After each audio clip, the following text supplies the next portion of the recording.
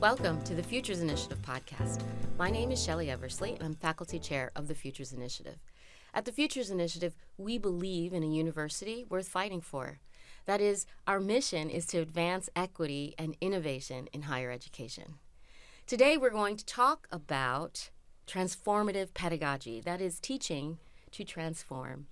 I'm here today with my friends and colleagues, Christina Katopodis, who's the managing director of the Academic Center for Excellence in Research and Teaching at Hunter College, and my homie and friend, Jason Hendrickson, who is faculty co-chair or faculty co-director, thank you.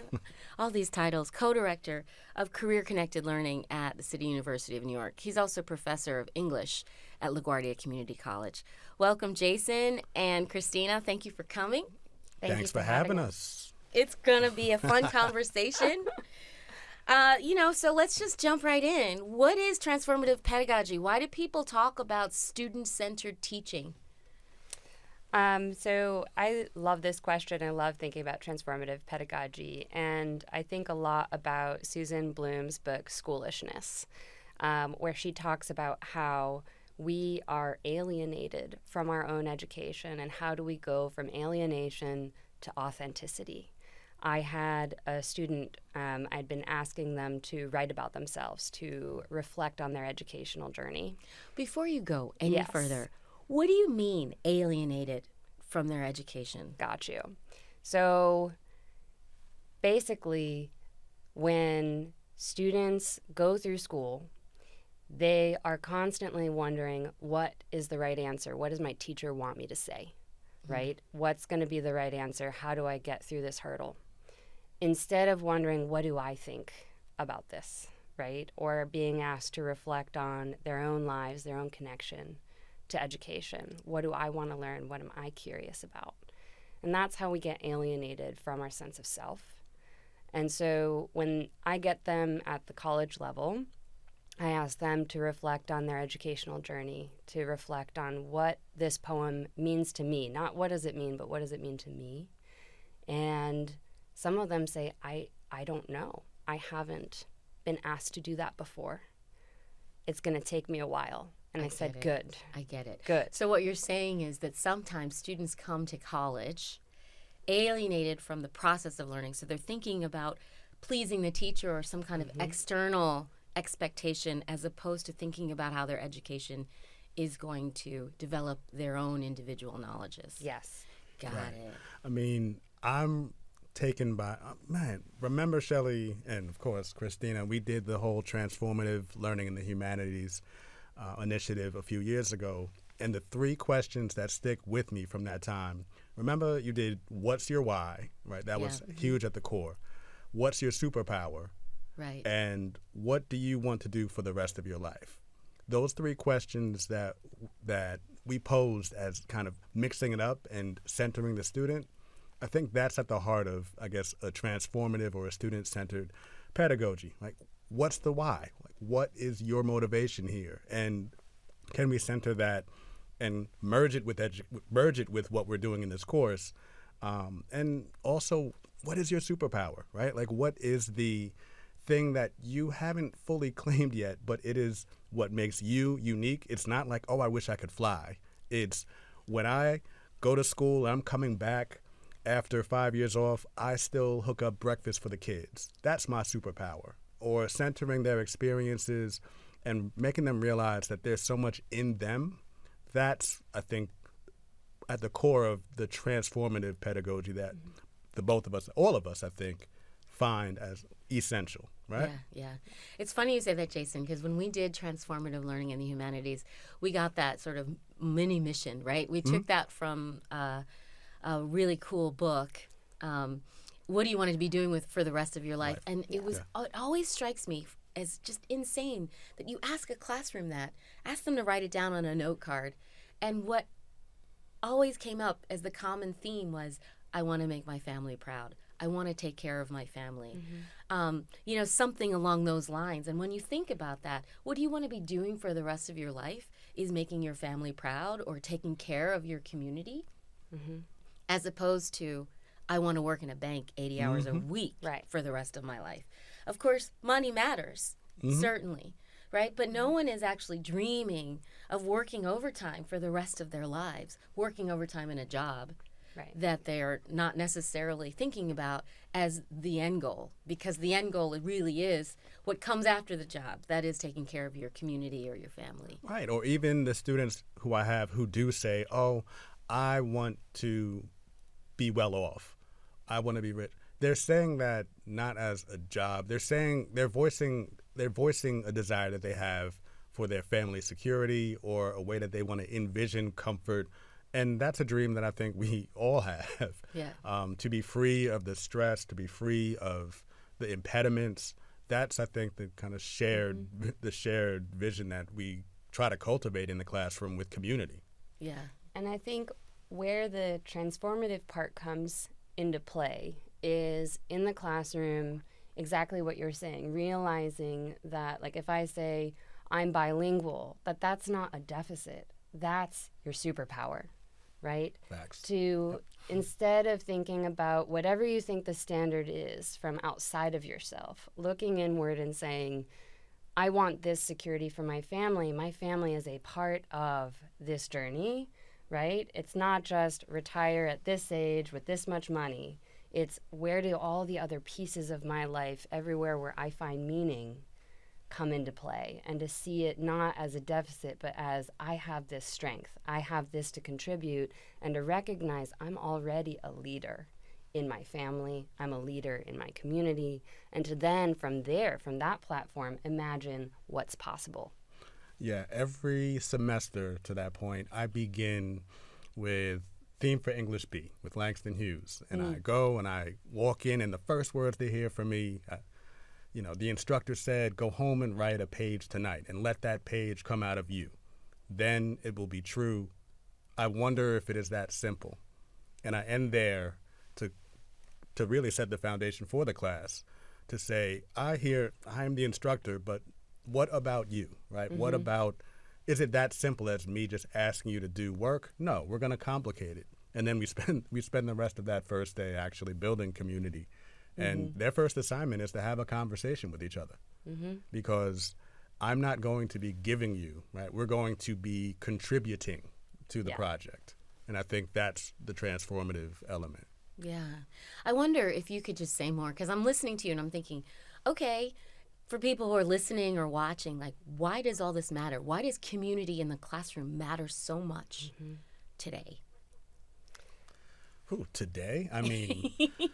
Today. We are faced with an unprecedented set of challenges. And in this moment, the human spirit is as essential as it's ever been, with things that we never fathomed growing up that are literally contesting humanity as we know it. And in that, because of that, community is essential. We have to remind each other of each other. And human ways. I'm thrilled to be here in a studio, in the same room, in the same space, because that just cultivates a different energy. Yeah. It's funny you say that, because we didn't want to make a podcast where, people are just zooming in with each other. It's like just be in the room and we can see the gestures, we can look at each other's eyes, and this conversation for everyone who's listening just goes right through. We don't edit. Yeah, you can like, if you listen closely to Christina, you can feel the yellow coming out of her blazer. You know what I'm saying? Trying to bring some sunshine into this warm or cold weather. But I think a lot about how we want to get to what Bell Hooks calls like deep and meaningful learning. And I think community is an essential part of that. You can't really have that transformative education without community and creating spaces where we feel connected, right? And so for today, deep mediatization, right, can make us feel really isolated. There was a study done in 2024, and it turns out over 60% of college students feel lonely. Yeah. Active Minds and Timely Care did a study, and more than 60% of college students today feel lonely. And you're not going to be able to learn if you feel isolated. Learning happens in a social setting. It's peer-to-peer. That's how we really learn outside of school, and that's how we should be learning in school. That's great. You know, it's funny, when you were saying that, I was thinking about my college and graduates, my educational experience. And I had two teachers that changed my life. One of them in high school, Mrs. Louise Sims, who literally changed my life. And in graduate school, the late, great Alan Grossman, who's a poet and MacArthur genius, he used to say to me, "We don't think alone." And I always thought it was, you know, he was always with these wise words. He talked like this. But he'd say, "We do not think alone." And I think about this now as a teacher, not thinking alone. Another thing he used to say to me is, when you're reading your students' work, when you're talking to your students, our job as teachers is to find the gem in what they say. And sometimes we have to dig for it, he used to say. We have to dig for it, find that gem, and he'd like gesture. You pick it up and you show it to them, and like, here's the gem, so that they can build on it and reproduce it with and in community, which is important. You know, we've got all these conversations, and, you know, Jason, you are co-directing a really important initiative at CUNY for the undergraduates about career connectedness. And I wonder if you could say something like, what's the biggest misconception when people talk about education for career skills or career readiness? It feels like sometimes people are thinking about career readiness as opposed to thinking about what you're actually learning. Yeah. No, one of the things that my colleague Punita Bansali and I fought very hard for in conversations around this initiative is to center the idea of career-connected learning as opposed to career readiness. If you're a 2-year institution, right, then of course at the end of those 2 years, if you're transferring to Baruch and Hunter and all these places here or abroad or elsewhere, you're not going to be ready. But all of us, be it students or faculty, we can all engage in this project of connecting to the learning that's important when it comes to postgraduate success.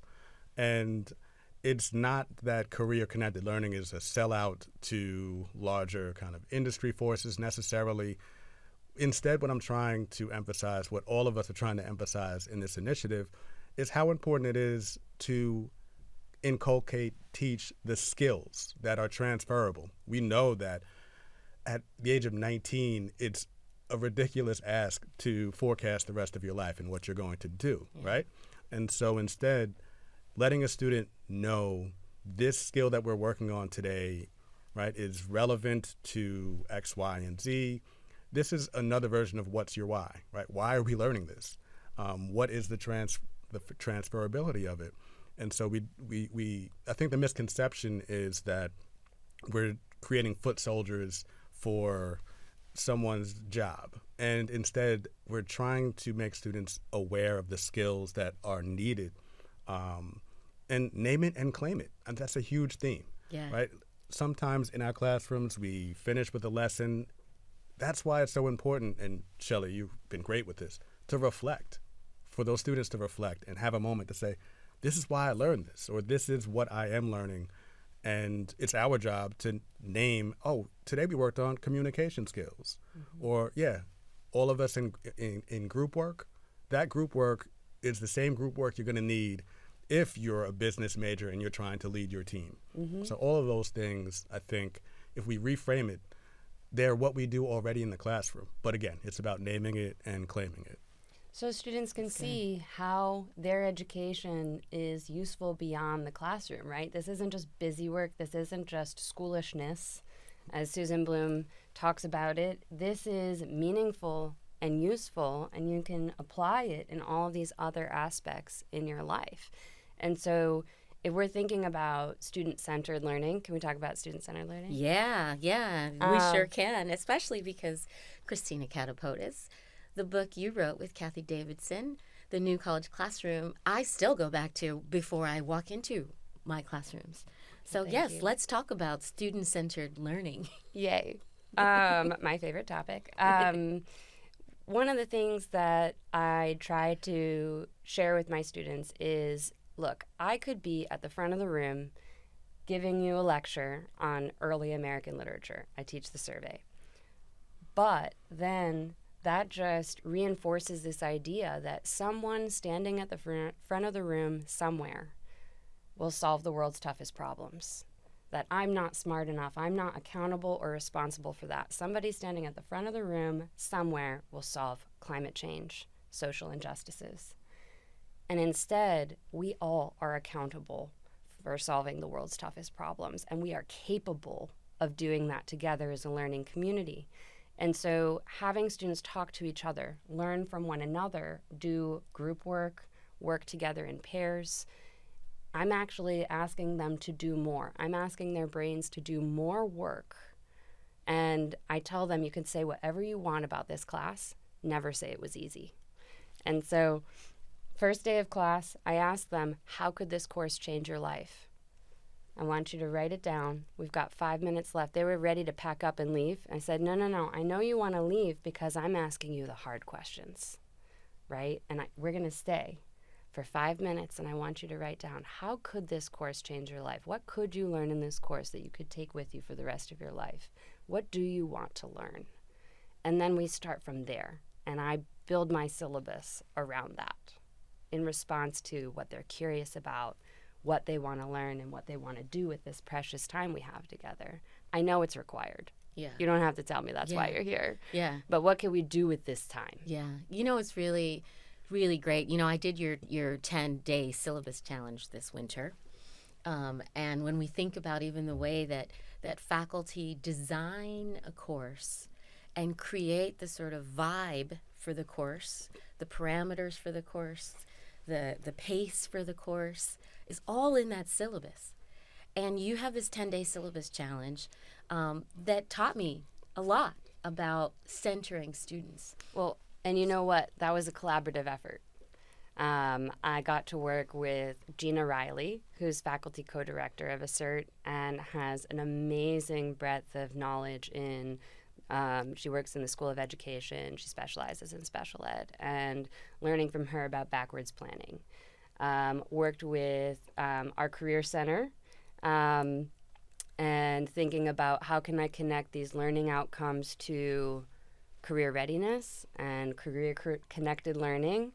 And it was a collaborative effort working with Justin Tricari. That thought. Christina, what is it? What is it in your syllabus challenge? You did this incredible 10-day syllabus challenge.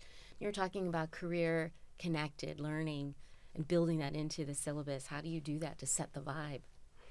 Absolutely. So we had this day where you put your learning outcomes in one column, the assessments, how you'll evaluate how close we got to those learning outcomes, and then how this learning outcome is connected to career readiness so that students see how I'm working on this path to these learning outcomes in this course, and these are these transferable skills that I'll use for the rest of my life. And so that came out of a collaboration with our Career Center. And I got to work with Justin Tricarico in our Center for Digital Learning and Innovative Pedagogy on an accessibility day, because that deadline's coming up. Yeah. You were talking about student-centered learning, and you're so good at it. If you were going to give someone 3 tips, what 3 things could they do to transform a syllabus to set a vibe? What are 3 things, your 3 favorite things from your book or from your work? The new college classroom is got lots of tips, but just give us 3. My faves. Well, thank you. That's very generous. I've learned so much from educators, and one of the things I've learned is to have students write me a cover letter at the beginning of the semester. They learn the cover letter format. That's dope. They learn it. I remind them to sign it. And they have to detail 3 learning goals, personal learning goals. What do they want to learn? And practical steps, actions they will take to reach them. And then at the end of the semester, they write a follow-up cover letter about evaluating their progress toward their goals. That is worth 20% of their final grade. Wow. It's a self-reflection, right? Instead of looking outward for validation, what does my teacher think? How will they judge my work? What do I think? Am I proud? of what I produced? Am I proud? And that helps them to connect to their internal sense of motivation, why they're here, the why. And so that's my favorite. Sounds like, this is how you begin to get over that alienation you were describing before. Describing before. 2 more. Okay. Think, Pair, Share is the most adaptable Swiss Army knife of the active learning strategies. You think and write something down in response to a question. You pair up with somebody next to you to share what you said, and then when we go to the full class, we have volunteers to say something about what they talked about in their pairs. It could be about the reading, it could be something else. And in 5 minutes, the whole class erupts in conversation. So everyone gets a chance to talk, not just the hand-raising few. Everyone gets to talk. And with 100% total participation, we feel accountable for being engaged, participating, solving the world's toughest problems together. Yeah. Last thing you would add to your syllabus. Okay. That center students. So Think, Pair, Share is how I take attendance, right? So that's in there. And recently, I just started doing 85% attendance or above is your goal, right? I want to see you 85% of the time or more. We have to commit to being in person together, to being connected together, and I think it's really important and essential to their learning. And so I'm saying, we're human, 85%. I'm not asking for 100%. You get 6, stay home, be well, but we have to commit. We have a compact here. We have to commit to being together so that deep and meaningful learning can happen. Well, all right. I have to take a class with you, Christina Katopodis. Jason, what do you think? I mean, similarly, hearing that story, I also, as a requirement, the whole conversation piece on the first day is to get them used to using their voice. Everyone on the first day speaks, everyone. And they're involved in conversations with each other.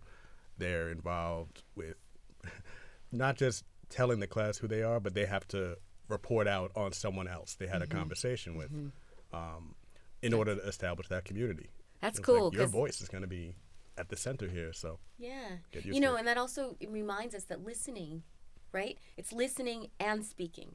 So you listen when other people are speaking, and then you speak, and you learn because, of course, we don't think alone. Right. Jason, so what's your dream for the future? What's inspiring you right now? My dreams for the future, one, I got to shout out Justice and Onyx, my children, as my dream, and also because Justice was like, "Daddy, you're gonna be on a podcast. I want to hear my name," and I'm like, "I got you." So they are Justice. Hey, Justice. and hey, Onyx. Hey, what's up, Onyx? So, I mean, they are my dreams, but rehumanism, I think, is my dream. We alluded to it before. I mean, the humanities, of course, right, is at the center of, I'd say, rehumanizing where we are at this moment. And it's possible, it's needed. There are so many ways in which what we were just talking about with community and having students together in the same space, that's the need, right? We know that the job market is, of course, looking gloomier for graduates who are coming right out because AI has this stakehold in the job market. But no, we can rehumanize that. I tell my students that your ability to do the uniquely human things is going to set you apart. If you're really looking for what it is that's going to matter in the future, I mean, there are still things, or there will always be things that are uniquely human. And it's that level of critical engagement and just human connection that's indispensable. So my dream is rehumanizing, or the humanistic spirit prevailing again. Yeah. It's so funny when you think about it on the flip side. You think about all these attacks on the humanities and all of these sort of conservative claims that, you know, the humanities and even a liberal arts education is pointless. And at the same time, we're watching the sort of defunding of higher ed, the defunding of humanities education, that's running parallel to the dehumanization of people on the streets. The ways in which, some people are monetizing a life and forgetting the value of every life and the ways in which every life is connected. And this, I think, these two things intersect in that the humanities is so important to how we move in the world. Even when you're at a community college, even when you're in high school, even when you're in elementary school, and especially when you're in a 4-year course of study that you volunteered for, right? The students, they didn't have to go to college. Right. They chose it. And they chose it because they have a dream. What's your dream, Christina? My two little ones, William and Simon, are in elementary school. And I think one of the things that has been on my mind is James Ree's book on the red helicopter. And he talks about leading with kindness, not just thinking about success, but thinking about how we should value kindness just as much. And from this perspective, both as seeing college students on this end of higher ed, but also seeing where it starts in public education and the essential, the best thing you could do to support a democratic society is send your kids to public education, right? And participate, get involved. And so my dream is really a restored faith in education that begins at the beginning and ends with higher education. Having education that matters to our students, and where we see difference as an asset. And I see it in our schools, and to remember every child is good inside. And when we get them at higher ed, they have so much going on. They have full-time jobs, part-time jobs. They have families they're supporting. They have so much going on in their lives. If something seems off, wondering, how can I support, right? Asking questions instead of immediately thinking something's wrong, right? Thinking about how can I be a part of bringing you into an education that's meaningful for you, that works for you. Showing care, right? Yes. Showing care. Yeah. Yes. I thought that was going to be something, one of your 3 favorite things you'd add to your syllabus, a care statement, which is something we'll add to our show notes so that people can sort of explore what that means at the very top of a syllabus, to actually begin with, we care about you, or I care about you as a professor, and these are the resources that I can share with you that will help you help you succeed in college and also participate in the community, the learning as a community and in collaboration. So we're going to do lightning rounds. All right. Okay, so I'm just going to go ahead and ask you fast questions. Okay? So, Jason, what needs to happen next? I was not ready for the storm. I was not ready for the lightning. I'm gonna name it and claim it. You gotta name it and claim it. Name it and claim it. In order to, that's what needs to happen next. People need to know that. People need to know your skills, know what you got. Name it, claim it. Like Phoebe said in Zora Neale Hurston, right? You got to go there to know there. You got to go there to know there. That's such a great name it and claim it, go there, know there, and you're good. Cool. Awesome. Ask students, what do you want to learn? Cool. Okay. Ask students, what do you want to learn? Here's my next question. How to get involved. What are your top 2 resources for people who are curious about developing their pedagogy, their teaching skills to transform and to center and empower students? Gotta shout out TLH in a box. Aww. So I took your answer, right? Can we have a collaborative answer? Sure, you sure can. So yeah, TLH in a box. That's my I mean, what you got? What are you thinking? Yeah, I mean, when we did transformative learning in the humanities together, we wanted to make it portable, and so based on the idea of commons in a box, we created TLH in a box. So check it out; it's out there. I mean, those books, right? Just being able to see schoolishness for what it is, remembering kindness. I think those are important, but also check out your Center for Teaching and Learning, right? That's where I am now, and with everything going on in the world, I feel like I've finally found my place, my people, my forever home. I love my work, and your Centers for Teaching and Learning are there to support you in your teaching goals. And then speaking of resources, I also have to shout out CUNY's Office of Career and Industry Partnerships. If you go on the website, which of course will be posted, for students, there's a link for all the different ways that CUNY has developed employer relationships, CUNY Arts, and other places. And for faculty who are interested in career-connected learning, we are building out, shout out to Robin Ketlinski at my campus, we're building out career-connected learning resources for faculty for those who are trying to transform their syllabi and inculcate those skills, and also NACE, the National Association, colleges and employers. That's another resource. Cool. I always think about this as love, too. When we were doing that transformative learning in humanities where we met, and even after talking about teaching and presenting on teaching and teaching, it's love, because we're damn sure not doing it for money, right?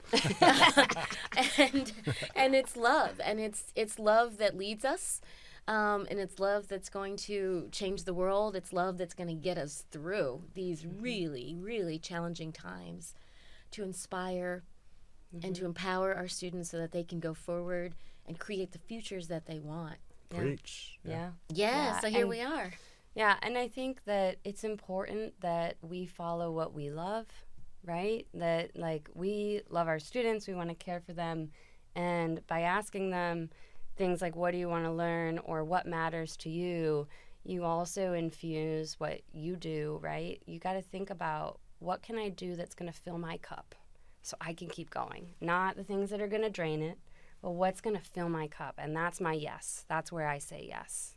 And also we have to keep filling the cup. What do we want? What do we want to learn, right? Yeah, we have to keep learning in the same way that we have to model that curiosity, yes, and continue to actively learn too. Honestly, it's like the most intellectually rigorous experience I've ever had, is asking students, what do you want to learn? And then having to use every single tool in my toolkit as a researcher, as a scholar, as a teacher, to meet that demand. And it brings me higher, right? And I learn so much more. I'm so much more engaged as an intellectual. I've produced writing, research from that, because they've piqued my curiosity in things that I didn't know about. Yeah, right on. And that's a great way to end. We're here. We're at time. And I'm going to ask, just for fun later, to learn how to Dougie. Teach me how to Dougie, please. Thank you for joining us today. I really appreciate you, Jason and Christina. Thank you for coming to the Futures Initiative podcast and sharing your expertise, your insight, and your dreams about transformative teaching and learning. For everyone who's listening or watching, we'll put it all in our show notes with resources, with references, links, and tools that you can add to your toolkit as you think about transformative teaching and learning. And please go ahead and follow us on YouTube, or follow us on wherever you listen to your podcasts. Thank you very much for joining us today, and have a wonderful day. Thank you.